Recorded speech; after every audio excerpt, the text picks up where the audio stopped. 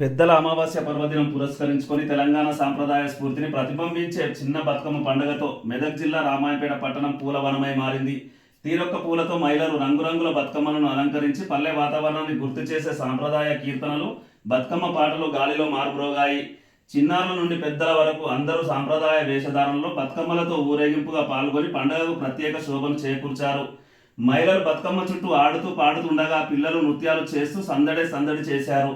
అనంతరం పట్టణంలోని మల్లె చెరువు, కొత్త చెరువు, సర్వేకుంట, గొలుసుకట్టు చెరువులలో బతుకమ్మల నిమజ్జనంతో ఉత్సాహ వాతావరణం నెలకొంది. నీటిలో తేలుతూ పోయిన అందమైన బతుకమ్మలు చూసిన వారిని ముగ్ధుల్ని చేశాయి. గ్రామీణ సాంప్రదాయాన్ని, తెలంగాణ సాంస్కృతిక వైభవాన్ని ప్రతిబింబించిన ఈ వేడుకలో అందరూ ఆనందోత్సవాలతో పాల్గొన్నారు.